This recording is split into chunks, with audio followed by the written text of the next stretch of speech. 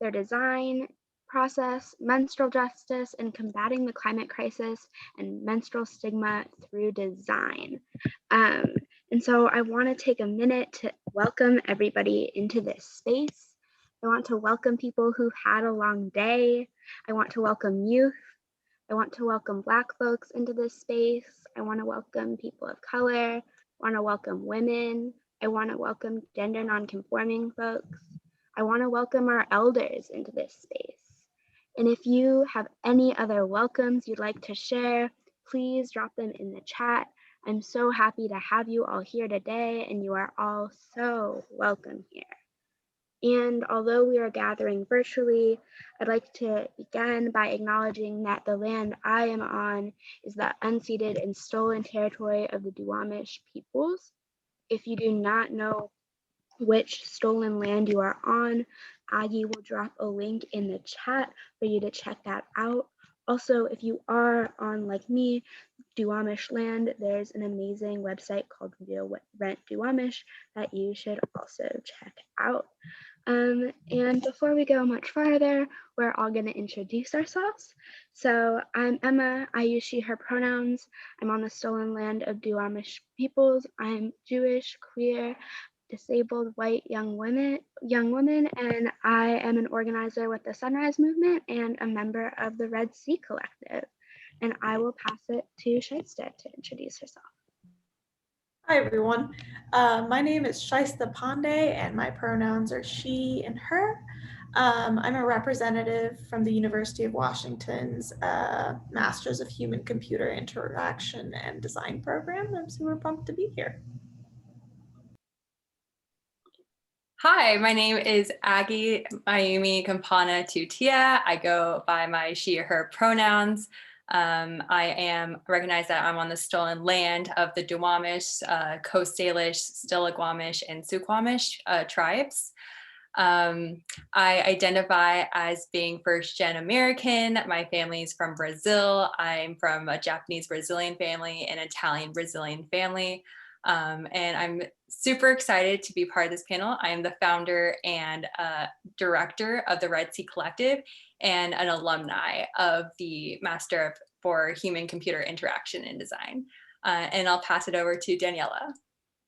Hi, everyone. My name is Daniela Durón García, and I, she, her, hers pronouns. I am currently on the stolen territory of the Kickapoo tribe. I identify as a Latina and as a Mexican American. I will pass this on to Taya. Hi everyone, I'm Taya Voronko. I use she, her pronouns. I am currently on the land of the Lenape people, and I am the co-founder of Flow Period LLC, and I'm so excited to be here tonight. Awesome. I'll pass it off to Andrew. No worries. Hi everyone, I'm Andrew. I use he, him pronouns. I'm Italian, so definitely throughout quarantine, been packing on a little bit of the pasta weight. Would definitely like to recognize that I'm currently residing on the stolen land of the Wazaje people. And I am also a co-founder of Flow Period LLC, and I'm widely involved in the development of the product, but somewhat specializing on our rotation mechanism for washing and drying. Amazing. Thanks y'all for being here. I am so excited about this. So now we're going to get into what the flow is, and we are going to pass it to the flow team to introduce the flow. We've prepared a presentation for everyone, so I will be recording or sharing my screen.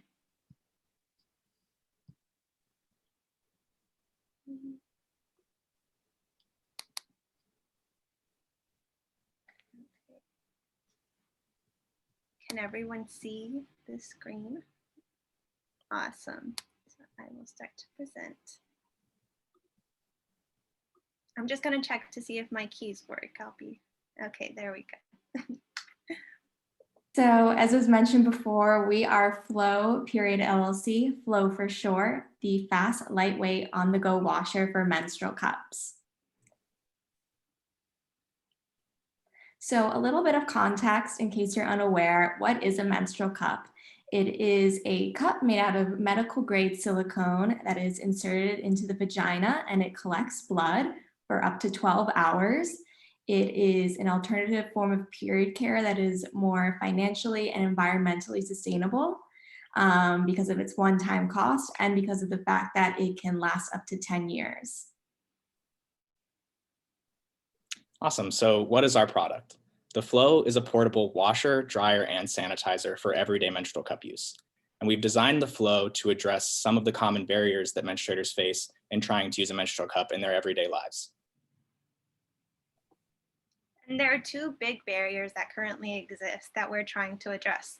The first is cleaning menstrual cups in public spaces. And that's usually associated with a stigma because you have to be in a sink in front of other people in a public bathroom. And we also know that public bathrooms are filled with bacteria just because of the sheer number of people who use them throughout the day. Another alternative that people also resort to is cleaning out their menstrual cup with toilet paper. But again, with it being public bathrooms, the toilet paper could be on the cheaper side, it could break down, it could also introduce germs onto the surface of your cup. The second, we are focusing on the sanitizing aspect. So currently you have to rely on boiling water to sanitize your menstrual cups, and you don't always have access to that. There was a story of a user that we heard that dropped her cup in the toilet while she was on a train, a long train ride, and she didn't have access to boiling water. So what she had to do, she had to get a little bit creative. And she asked for a cup of tea with the tea on the side so that she could boil the water, or boil her cup in the water. And while we acknowledge her, and like applaud her for her critical thinking, we want to make this better for everyone.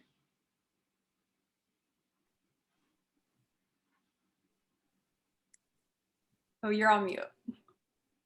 My bad.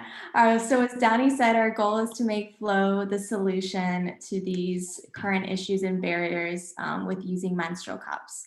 So for starters, the Flow can clean and dry your menstrual cup, whether you're at home, in a public bathroom, or on the go. So whatever your scenario is, whatever your preference is for your cleaning space, Flow is the designed product for you and for that scenario. The lid uses a rotation mechanism, which is what cleans and dries the cup. And then the UV light is what sanitizes the cup and eliminates bacteria and that need for boiling water or steam. And most importantly, our goal with the Flow is to empower both current users and people who are on the fence or just starting their period care journeys to feel confident making the switch to menstrual cups and incorporating them into their period care routines and everyday lives. Awesome. So since the Flow is still in development, we have an illustration here to give you guys a sense of what it will look like in action. So the first thing you're going to do is when it's time to empty your cup, you're going to enter your public bathroom and fill your Flow with water. And if you'd like to, you can turn on your UV light to make sure that the water that will be used to clean your menstrual cup is fully disinfected. You can then enter the stall and remove and empty your menstrual cup as per usual. Then you remove the lid of the Flow and you attach your cup to the inner cup to get ready for the wash cycle. You close it tightly, you wind up your lid, and you begin the wash cycle, which is the menstrual cup rotating within the water. When this is happening, your menstrual cup is spinning freely within the cleaning water, working faster than your fingers ever could at a sink or that it could boil in a cup of water. And once the wash cycle is complete, simply open up the Flow and dump the contents into the toilet and flush it away. Awesome. So we know that some menstruators are more comfortable with leaving their cup potentially a little bit wet for easier reinsertion. But in the case that you'd like to dry your cup and you don't want to use the toilet paper that might be in the stall, you can spin your cup in the empty housing to ensure it's dry for reinsertion. And you can run a 60-second disinfection cycle at the same time to make sure that you have a pathogen-free cup. So here we just have a little animation of our whole Flow housing. You can see within here that the menstrual cup is rotating inside, working faster than your fingers ever could. And our UV light is working to make sure that everything is fully disinfected. In a matter of minutes, your cup is clean and you're ready to get back to your day. So here we'll just pause and let you take in that entire user experience journey in case you missed something. So keep this in mind as we go through the panel and talk more about the flow.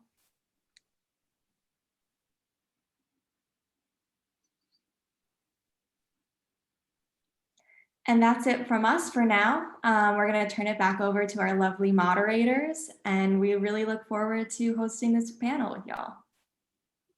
Amazing. Thank you so, so much. I know I personally cannot wait till this is a thing. That would change so much for me, and I cannot wait till it's on the shelves. I will pass it to Aggie to ask y'all some questions. Awesome. Thank you so much, Emma. Again, likewise, such an amazing product. So excited that y'all were able to be working on this. But before we get any deeper into the discussion of the flow, I want to take a little step back and make sure that we talk about the thing that it's cleaning, the menstrual cup. So we're going to start off the conversation with that. And I want to ask you all, how did you discover the menstrual cup? Do you use a cup? What are the pros and cons of using a cup? So I'll pass it over to y'all. So I had been wanting to make the switch over to a cup for about a year now. And I was really unhappy with my period care routine at the time, which consisted of using both pads and tampons because I had a really heavy flow. And I heard about the Diva Cup and I started doing some research, but because I was in a college setting, I couldn't make that switch. I was afraid of having to wash it in a public space. So when it came time to brainstorm for, a project for our senior design capstone at Columbia, I mentioned these struggles and these barriers to my team.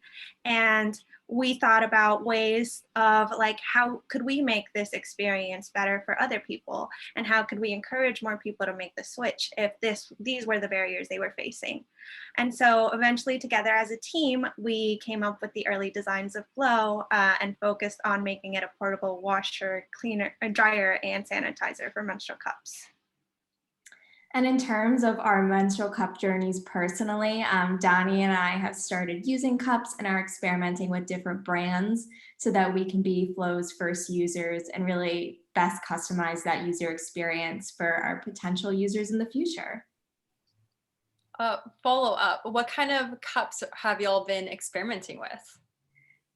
So right now I have the Bloody Buddy cup. And I want to try out the Diva Cup and the Salt Cup as well. So those are at the top of my list. Yeah, actually, those are the same. The Bloody Buddy Cup. I have the Diva Cup. That was the first one I tried just because that was the name I had heard. And the Bloody Buddy Cup we discovered on this flow journey. And so we wanted to get, we really like the colors. And the Salt Cup I think is unique because of it's a softer medical grade silicone. So that's also on my list to try. But there's so many out there. The Flex Cup, which has a ring that you pull on it, that would also be really interesting to try. But yeah. Awesome. And to keep going, I don't think we got to it. What are the pros and cons of using a cup? Yeah, I'm definitely up to take the strengths and weaknesses here. So something we kind of touched on a little bit before is a huge strength of the cup being that one cup can last up to 10 years. So thinking about all of the reductions of recurring waste and cost, thinking about single-use options like pads and tampons, that's amazing to think about. Another great strength of menstrual cups is they can be inserted for up to 12 hours. So kind of bringing some convenience to you throughout your day. There are some cons to it. It's not a product for everyone necessarily. There can be a bit of a learning curve associated with using a cup. You need to get comfortable and a little bit intimate with your body. You need to take some time to learn some of the right folds, some of the right folding techniques, and just make sure that's comfortable. Another barrier that can be presented is some cups have a high initial one-time cost, something like $45. That can present a barrier for some folks. The main weakness that we're really trying to address with the flow is that menstrual cups need to be cleaned before reinserting. So as we've touched on before, some of the current methods involve washing in the sink or cleaning out with toilet paper. But for forces like Stigma and reducing the sustainable nature of menstrual cups, we just think there needs to be a better solution than those things. And lastly, it's known that menstrual cups can cause some problems for IUD users. Some users have reported removing their cups removing their IUDs and using menstrual cups because of the suction that it's created. So, we are building the flow though to help mitigate the menstrual cup weaknesses, because we really think that the strengths outweigh them, and we really want to empower this like awesome sustainable product. I have never heard of that, and that's a little bit frightening, but Disclaimer, it's just a few instances, and there's no research on it yet, but just something to be aware of if you do have an IUD. So we read in your Indiegogo fundraiser a couple months back that this project began in your Columbia Senior Design Capstone. What research or personal experiences led you all to go, oh, this is an actual issue that we should look more seriously at? Definitely. So I think first and foremost is the fact that we are a majority women team, especially when we first embarked on our flow journey. We were a team of 4 and 3 of us were women. And so we naturally gravitated towards what kinds of problems do we face as women, and how can we use our skills as engineers to address those? Definitely, and additionally, like from the lens of being young people with an eye towards climate collapse and sustainable causes, we recognize that the menstrual cup is a product that is rising in popularity in the US, but we wanted to spur on that growth even more because, as we've mentioned, with a product like this that can last for 10 years, that can eliminate up to 2,000 single-use period care products like tampons and pads. And when you think about multiplying that across the millions of menstruators out there, it's just amazing to think about how much waste could be eliminated from our landfills. So really overall, we just kind of wanted to be able to leverage our design skills and our experience as engineers for a problem that's bigger than us and bigger than a school project, and try to leave our mark on the world in a positive way. Awesome. So after recognizing the need, how did you all arrive at the conclusion that yes, let's make an on-the-go washer? Yeah, so when it became time to really look at this experience, we started talking about the pain points that existed in the every day-to-day menstrual cup use experience. And so that's where we started to see the problems with public bathrooms, and that people were afraid of well, how will I clean and reinsert my cup when I'm in public? And that, I think, comes from the stigma that people are afraid to receive of having to do it in public when they're at a sink. And then there's the fact that we're also human, so we're prone to dropping our cup on the floor or in toilets, and it's just going to touch a number of different surfaces that could introduce germs to the cup. And we noticed that some people were worried about this, especially in a public setting.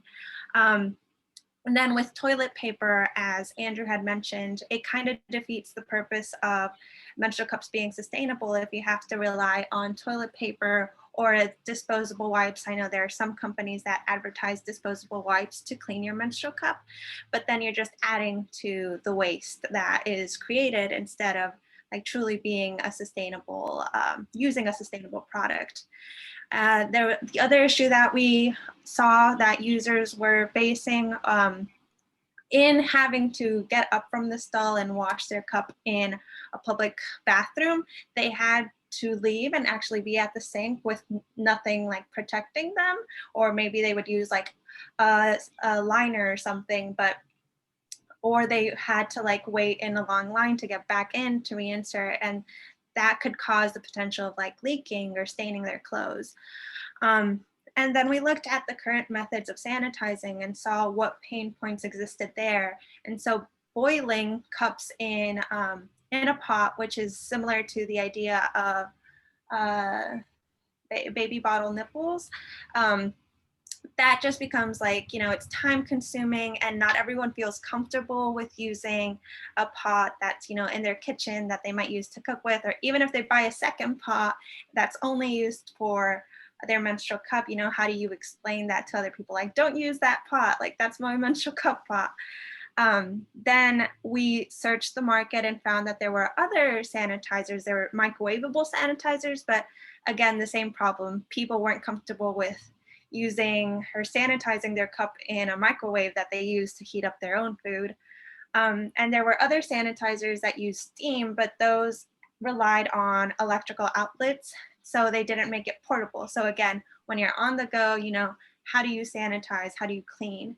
And so in looking at all those pain points, we decided that we needed some type of portable washer, dryer, and sanitizer so that new users wouldn't have to worry, or like people who made the switch to menstrual cups didn't have to worry about the things current users were facing.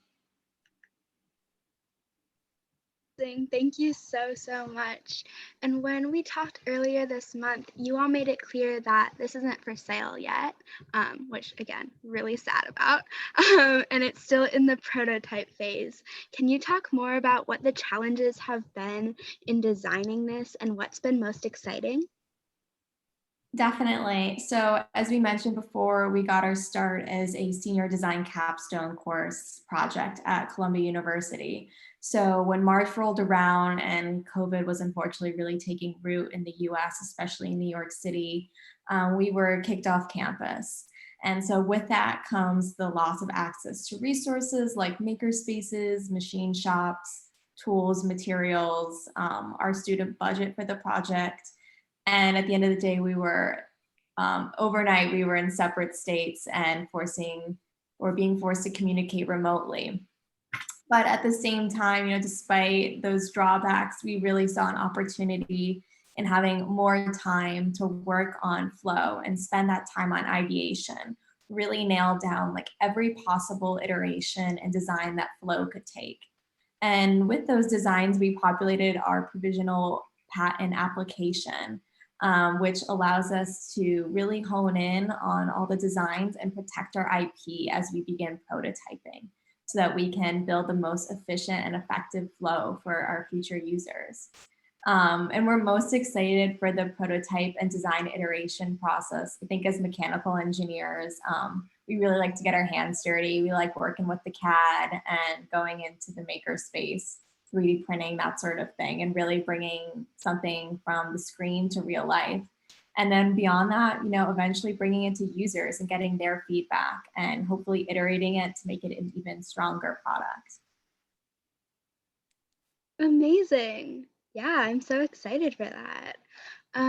Thinking about climate collapse and electronic waste, how will the product itself be as sustainable and long-lasting as the menstrual cup?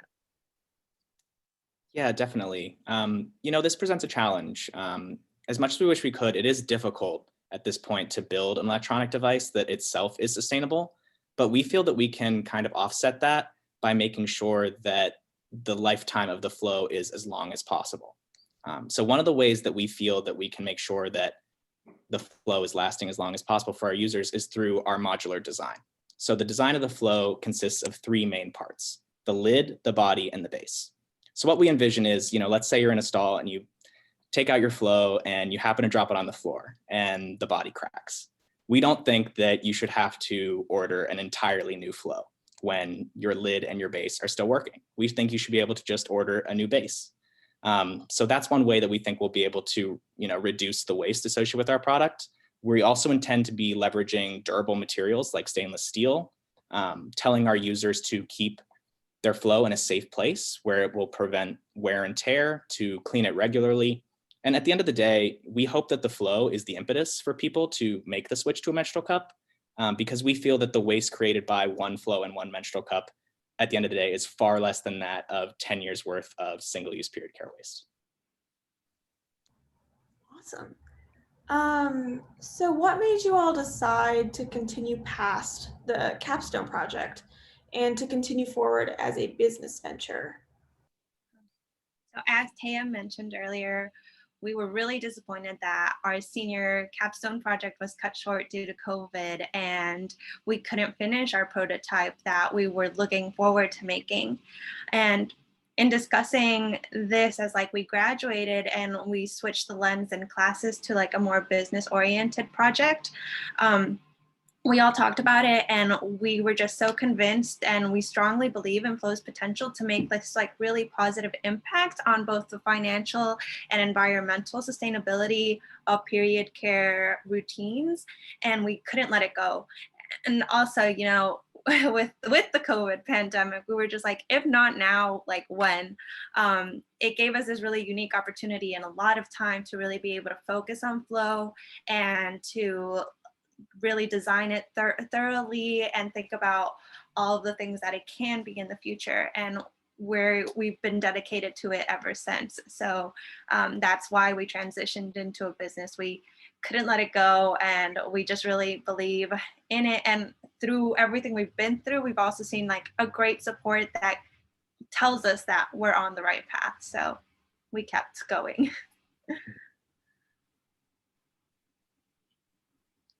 That's so wholesome TM.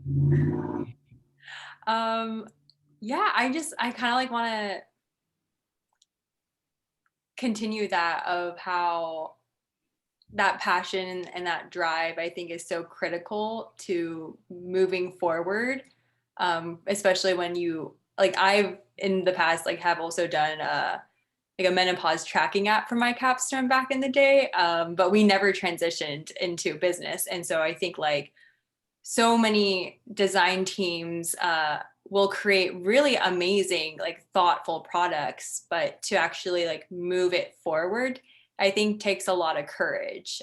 So I want to like commend y'all in this moment in space. Yeah. All right. So in terms of the future, what are the next steps for Flow? Like, what are you able to share with us that's like not secret because it's like prototyped? Yeah, absolutely. So, you know, as Taya and Daniela both mentioned, you know, throughout COVID really gave us a great opportunity to ideate and come up with a lot of different designs for the Flow that will allow us to really hit the ground running in terms of prototyping as soon as we are able to get access to, you know, the makerspace and tools and machine shop stuff. You know, we think we're in a really great position once we get access to really hit the ground running there. In terms of other things that we're able to share right now, we're trying to grow our social media presence. So if you'd like to follow us on Instagram and TikTok at Flow_LLC, we try to keep it fun on there. So hopefully y'all will come and check us out.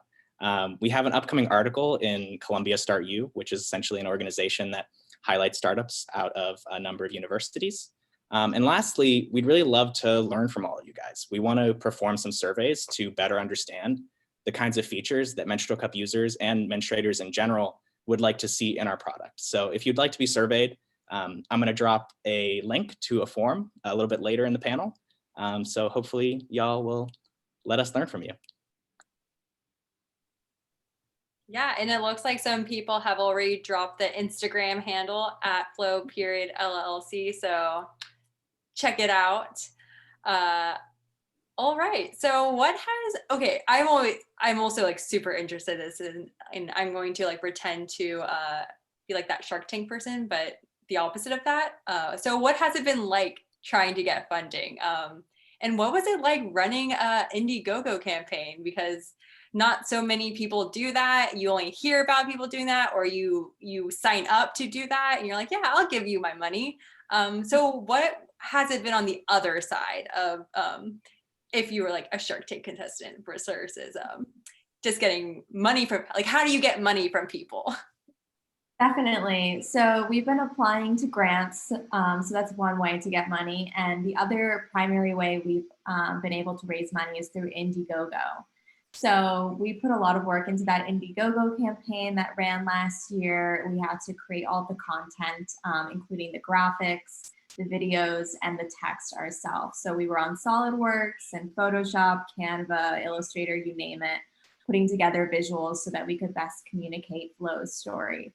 And Donnie's sister, Esme, graciously offered her graphic designer skills and helped us create an animation video that shows the user experience. So if you want to check that out, that's on our YouTube channel, also Flow_LLC. And that really helps to show us and show potential donors what the product is going to be like if they were to use it. So we spent countless hours, writing the text, rewriting it, asking friends and family for their feedback so that we could best communicate our message in a really digestible, easy to read way.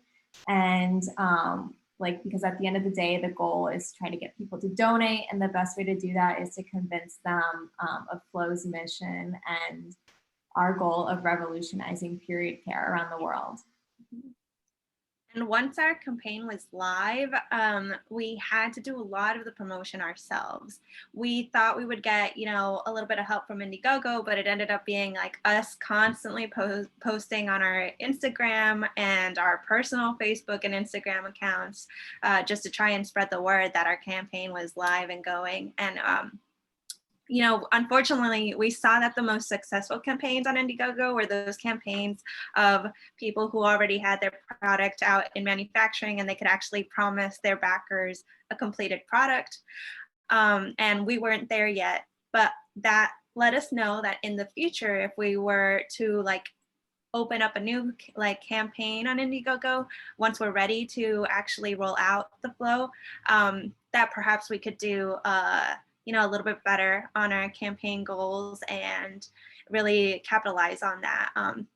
And so, yeah, it's just been a lot of work to try and get funding. And I think it's been one of the biggest hurdles, but we're constantly working, trying to find new ways to do so, yeah.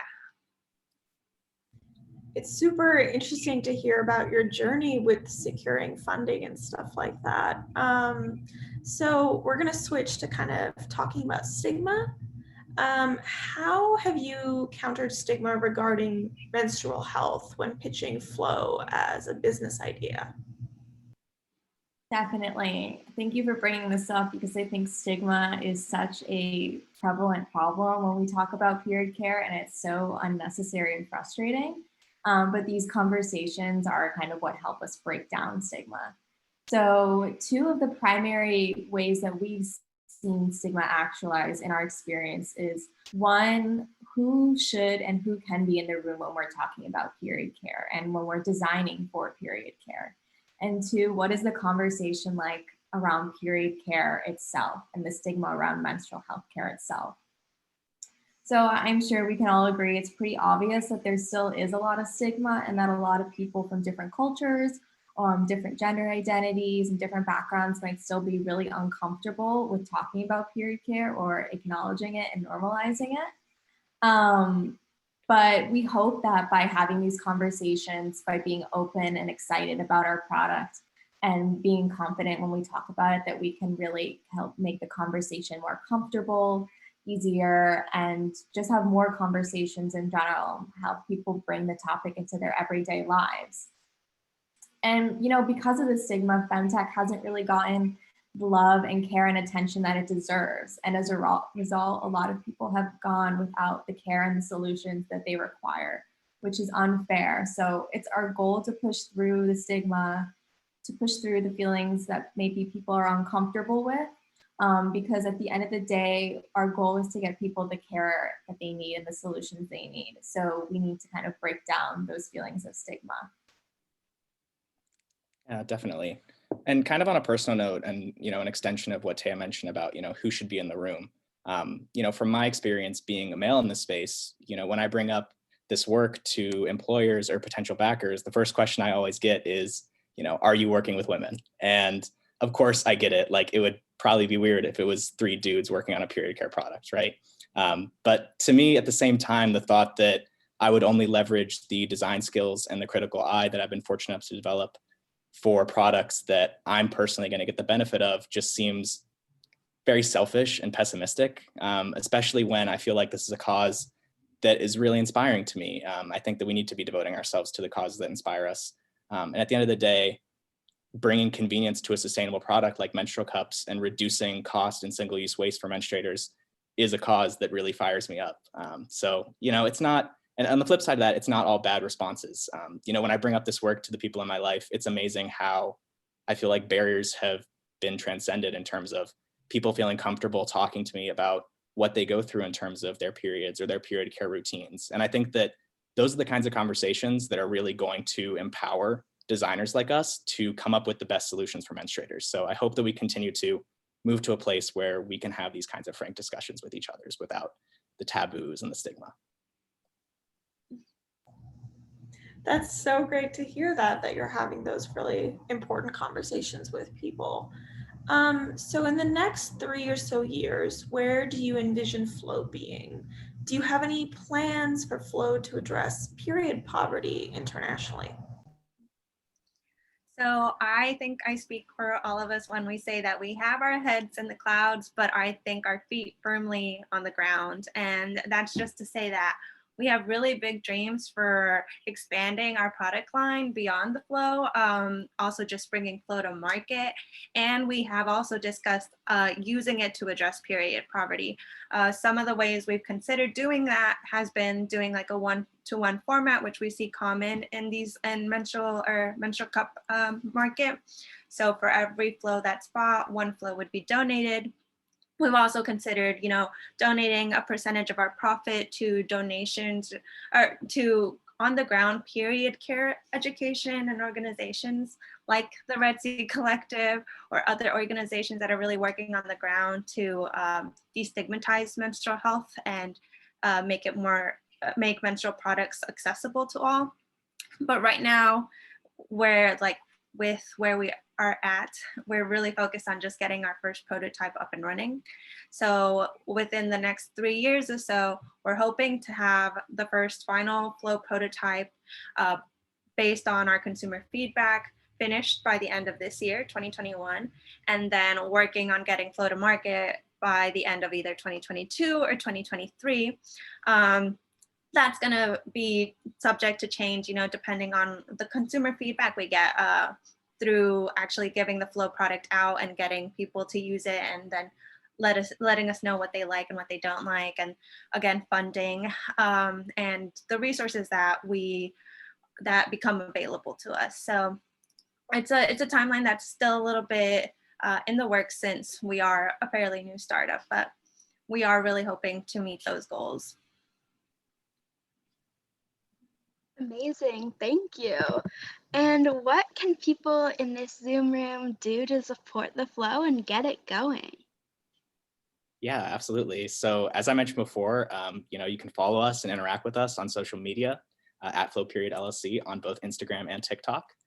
You can tell your friends and family about us. You could consider switching to a menstrual cup or encourage your loved ones to do the same. You can donate to our continuing prototyping efforts through our website. That's flow.llc.com/donate. And lastly, as I mentioned before, you can sign up to be surveyed. We definitely want to be learning from all of you guys so that we can make the best Flow possible. So if it's all right with you guys, I'll just drop this link in here in the chat now.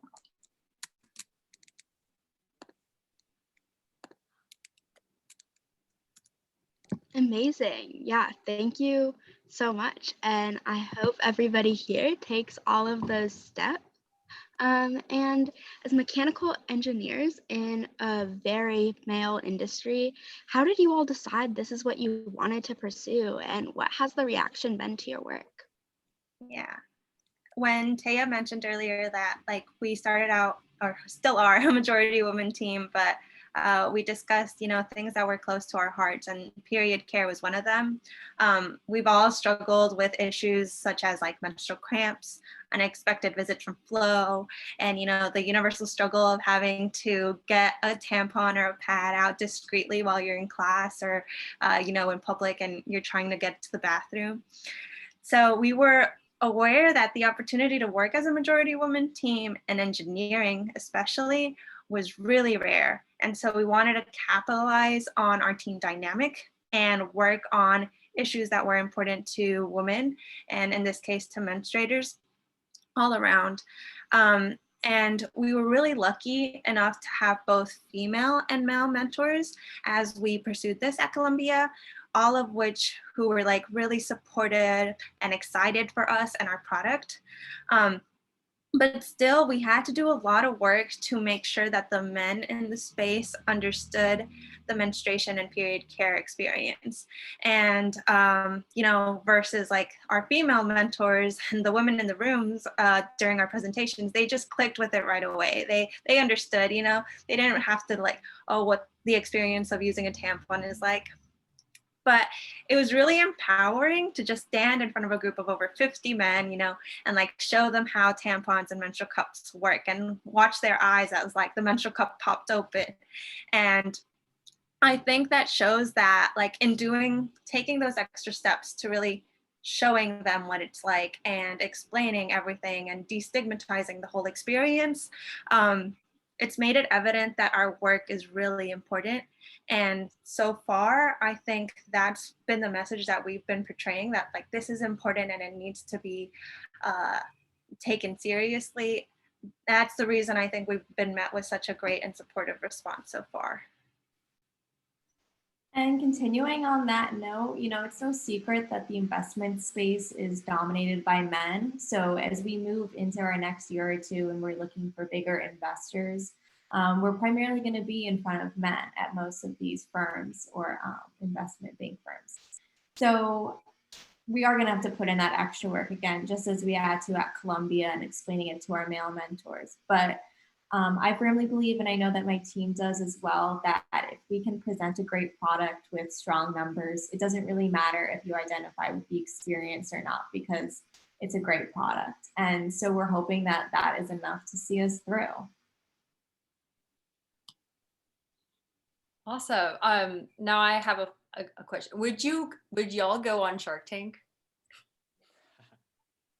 Yeah, they'll have us. Why not? It's good exposure, right? Awesome. I know that wasn't a question that we shared, but I had to ask. All right. So this is the last question from us, and then we're going to take questions from the audience. We already got some in the chat. Wow, y'all are popping. Okay, so have you ever experienced imposter syndrome throughout this journey, and what advice would you give your past self before starting this? Yeah, I mean, I would definitely say that, of course, we've experienced imposter syndrome along the way. You know, we're young and we're still finding our footing, and navigating the startup world as fresh engineering graduates comes with a lot of new things and a lot of new territories and a lot of new challenges that, you know, we haven't faced before. So we're treading on unfamiliar ground, whether it's looking for funding, establishing a strong, trustworthy brand, developing our prototype. And I think that with those things naturally comes some feelings of imposter syndrome. But at the same time, given that we've received such a positive response from our friends, our family, our Instagram followers, our backers on Indiegogo, potential investors, and our alma mater, Columbia University, they've really been great to help reinforce the idea for us that we're working on a project that's really meaningful and has the potential to have a huge impact on the lives of so many. We also think that we're the perfect team for this just because of the dedication we have to the project, and the broader goal is really to encourage financially and environmentally sustainable period care products. You know, I think our skills and our experience, and also in a way our lack of experience, it has really just made us the team that's going to get this through. Yeah. And in terms of advice to our past selves, I know I, for one, especially in terms of imposter syndrome, have always struggled with asking questions, which is one of the most basic and necessary things. But yeah, I always feel like if I ask a question, I'm going to out myself as like inexperienced and is not resourceful. So that's one of my biggest worries, but I've learned to combat that. You know, just do your research beforehand, come up with your follow-up questions and bite the bullet. And in my experience, people have always been really excited and ready to answer questions and really have kind of quelled my fears that I'm an idiot or that I'm silly for asking them. So that's just something to keep in mind, is like nobody's thinking about it as much as you are. So just take the plunge, ask the question. And every time I have, I've been glad that I have. Yeah, definitely. I think if I were to give myself advice in the past about how to confront some imposter syndrome feelings, I'd probably tell myself, you know, not to be afraid to be working in a space where you can't draw from personal experience. because being on this team has really empowered me to get a better understanding of menstruators' experiences with their period care. And the way that it's happened is through interacting with menstrual cup users and with teammates who are really willing to help me to learn about what they go through so that we can develop the best solutions together. And I think that it's also caused us to have a perspective of how we need to be framing our work for a male audience, especially, as we mentioned before, with the lens of many male-dominated investment spaces, where it might take a little bit more work for them to get it. So I know that I bring a unique experience and skill set to this team, and I feel really privileged that I get to work with teammates who don't judge but educate, and I feel like we need a lot more of that energy in our world today. And I would say to my past self, to not be afraid to pursue projects you believe in, and don't be discouraged if you're entering a completely new field. I am the daughter of Mexican immigrants, the first in my family to graduate college and the first to enter the field of engineering. So I struggle with imposter syndrome a lot, and especially every time I begin something new. And I've learned that when you care about a project and you're willing to put in the hard work to see it through, those feelings of imposter syndrome start to go away. I think every day that you work on a project, you become a leading expert in that field and in that area. And all the knowledge and all the work that you put into it can't be denied by anyone, like not even yourself. So to keep pursuing the projects you believe in and that you're passionate about. Amazing. Thank you so much for sharing all that. It's beautiful. We are now going to move on to audience questions. So please continue to drop those in the chat. And Shysta and I will go back and forth asking y'all questions from the audience. So how would this product be marketed to younger consumers who may experience more anxiety about using a menstrual cup in middle or high school setting? People like me. Okay, I can take that one. So one of the reasons we've really been focused on our social media presence is due to the fact that we know that we can really educate and target a younger audience, and kind of like help demystify everything. And it's one of the reasons we kind of gravitated towards TikTok right now. We wanted to be open about both our experience as a startup, but also, as Taya mentioned, we're both also starting our own menstrual cup journey. And I think in being just like really open and encouraging people to share and knowing how these platforms works, and like capitalizing on that, knowing that the young people are really in tune and they love a good TikTok or a good meme. That's how we're trying to like really target that audience and just educate them and just get involved so that we can help establish these early menstrual health like routines and practices so that they can start off early with their menstrual cups.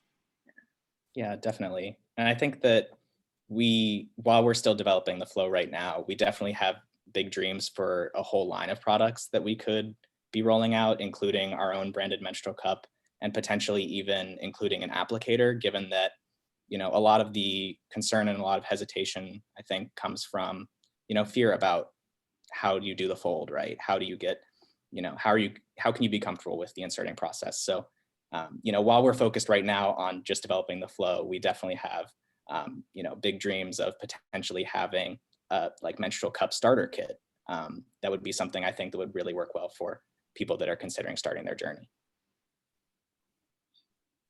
Great. That's really cool to hear about. So what are the dimensions of the flow?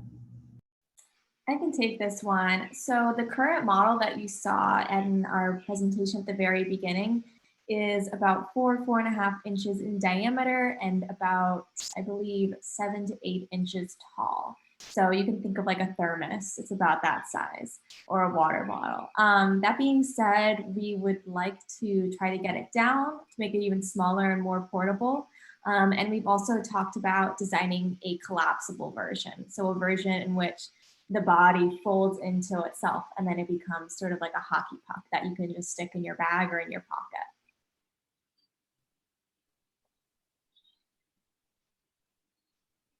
That sounds amazing. I would absolutely love that. And what are the next steps for Flow in terms of working towards a final prototype?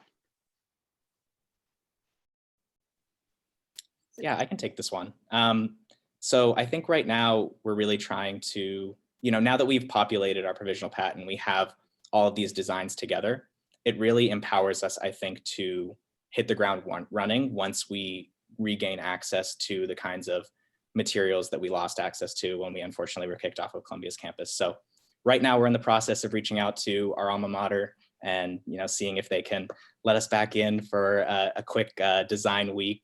And right now we've been putting a lot of time and effort into getting all of our materials together, making sure we have everything set up in SolidWorks so that once we do get that access, we can just be rapidly prototyping and making full use of the equipment there. So that's definitely the next big step for Flow in terms of prototyping. Cool.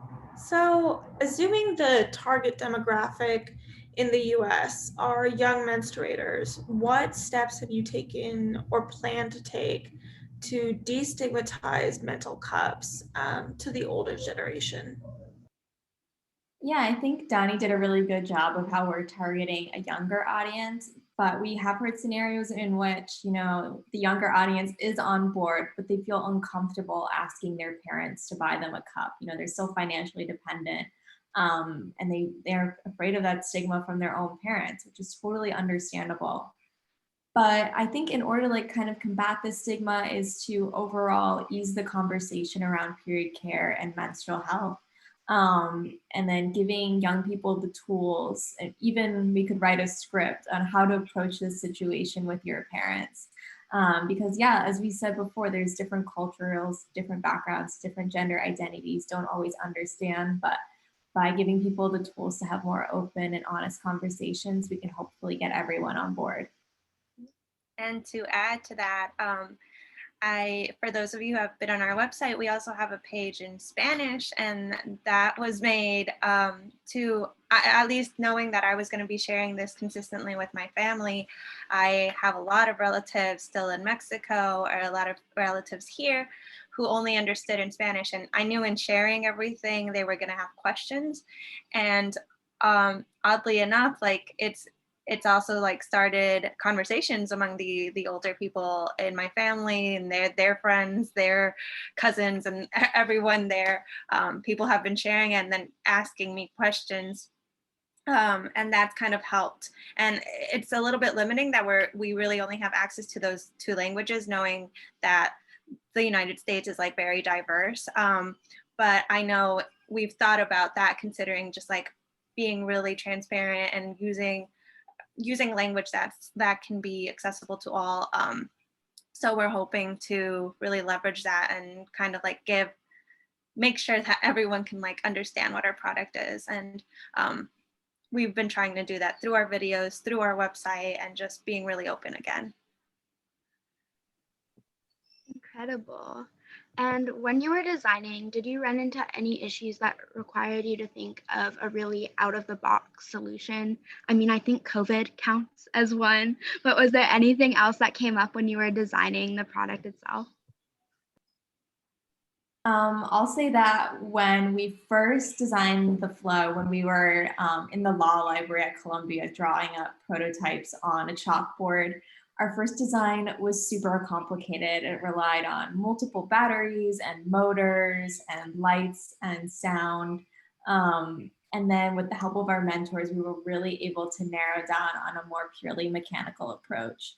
So yeah, that first version was super complicated. And then we kind of had to think of what is an out of the box method that doesn't rely on a battery to drive the rotation. So then running through different kinds of rotation methods, and we were ordering pullback cars to see how those drove rotation, studying solid spinners. So we weren't just kind of looking in our own field or looking at devices. We were looking at, a wide range of toys and cookware and anything you can name to kind of get an idea and use that as inspiration for our design. Yeah.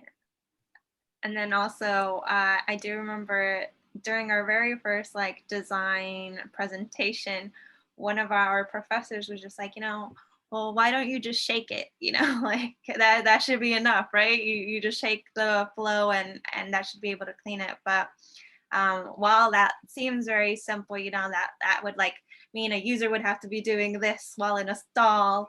And then also like, how do you get your cup out? You know, are you just gonna fish it? Like it's still gonna be in dirty water. And that's why we just like, we need a clip, you know, we need some way for them to take it out without having to dig into the water.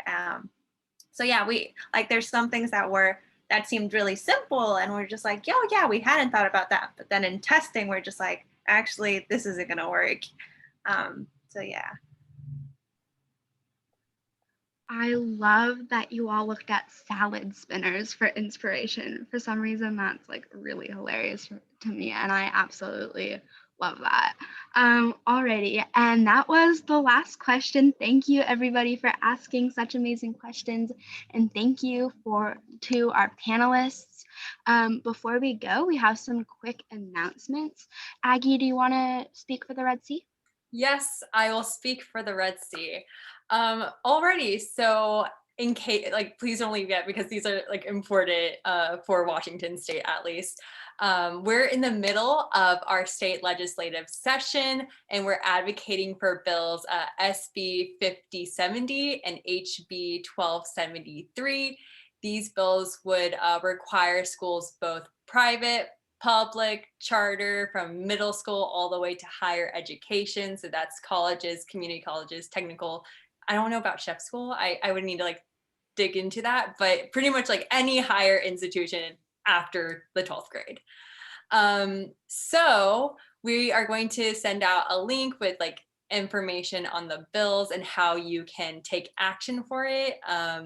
If you're a Washington State, it's so important for to have people of the constituents to move forward and take action.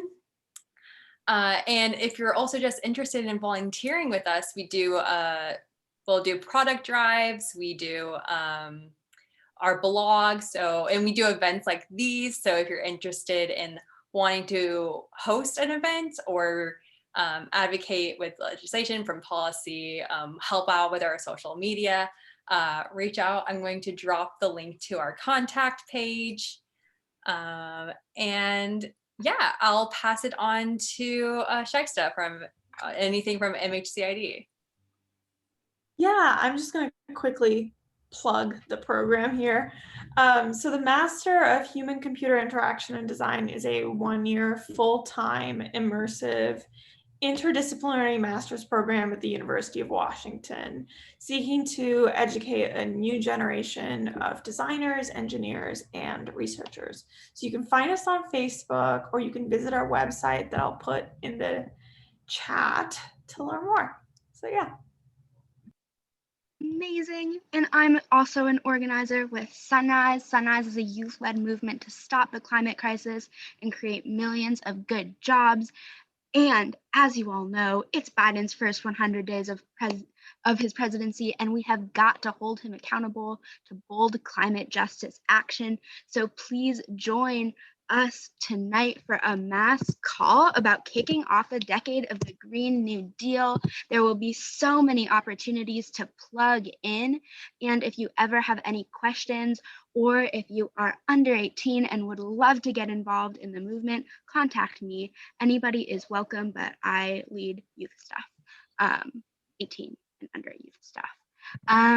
And yeah, that is the panel. Thank you all so much for joining us, and go with the flow. Thank you, guys. Thank you. Yeah, thank you. And take the flow survey. All right, toodaloos, everyone.